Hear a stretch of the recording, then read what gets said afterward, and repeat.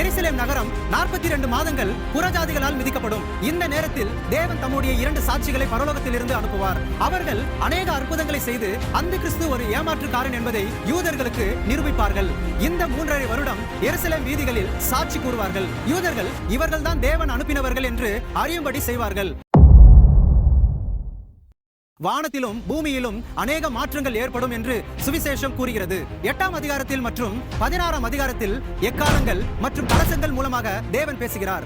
தேவன் யூதர்களிடம் எக்காலம் மூலமாக பேசுகிறார். அந்த கிறிஸ்துவுக்கு வேலை செய்யும் உலகத்தாருடனும் கிறிஸ்தவர்களுடனும் கலசங்கள் மூலமாக தேவன் பேசுகிறார். பிறகு 19ஆம் அதிகாரத்தில் இயேசு கிறிஸ்து தம்முடைய பரிசுத்தவான்களோடு குதிரைகள் மேல் இறங்கி வந்து அர்மகதோன் யுத்தத்தை செய்கிறார். இதில் அந்த கிறிஸ்துவும் கள்ள தீர்க்கதரிசியும் தோற்கடிக்கப்பட்டு கெஹேனா அதாவது அக்கினி கடலில் தள்ளப்படுவார்கள்.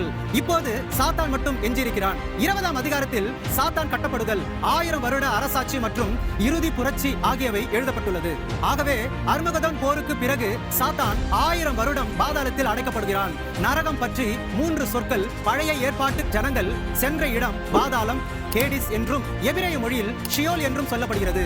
நோவாவின் காலத்தில் பாவம் செய்த ஆவிகள் அடைக்கப்பட்ட இடம் டார்டரஸ். 3வது அக்கினி கடல் அல்லது கெஹேனா.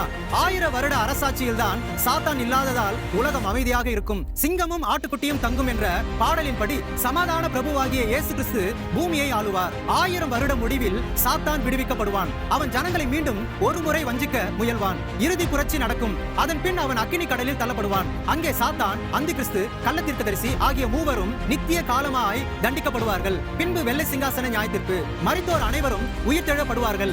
2ஆம் உயிர்த்தெழுதல். ஒவ்வொருவரும் தங்கள் கிரியைகளின்படி நியாயத்தீர்க்கப்படுவார்கள். நோவா, தானியேல், யோபு ஆகிய 3 புருஷர்களும் அதில் இருந்தாலும் அவர்கள் தங்கள் நீதியினால் தங்கள் ஆத்துமாக்களை மாத்திரம் தப்புவிப்பார்கள் என்று கர்த்தராகிய ஆண்டவர் சொல்கிறார். எசேக்கியேல் 14:14-20. தனித்தனியாகவே நாம் தேவன் முன் நிற்க வேண்டும். ஜீவ புஸ்தகத்தில் பேர் எழுதப்படாதவர்கள் அக்கினி கடலில் தள்ளப்படுவார்கள். 21ஆம் அதிகாரம் மற்றும் 22இல் புதிய எருசலேம், புதிய வானம் மற்றும் புதிய பூமி. இது தேவனோடு நாம் கழிக்க போகும் நித்திய வாழ்வை பற்றியது. வேதாகமத்தின் மற்ற இடங்களில் ஆமேன் என்றால் அப்படியே ஆக கடவது என்று பொருள். ஆனால் வெளிப்படுத்துதல் 22ஆம் அதிகாரம் 21இல் உள்ள கடைசி வார்த்தையான ஆமேன் என்பது நிச்சயமாகவே அப்படியே ஆகும் என்ற உறுதியை குறிக்கிறது.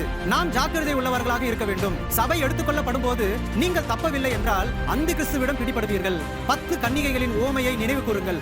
5 பேர் கன்னிகைகளாக இருந்தும் ஆயத்தம் இல்லாததால் கைவிடப்பட்டார்கள். ஒவ்வொரு கிறிஸ்தவனும் இயேசுவை சந்திக்க ஆயத்தமாக வேண்டும். கர்த்தருடைய வருகை மிக சமீபமாய் இருக்கிறது. நாம் ஆயத்தப்படுவோம், மற்றவர்களையும் ஆயத்தப்படுத்துவோம். மாரநாதா.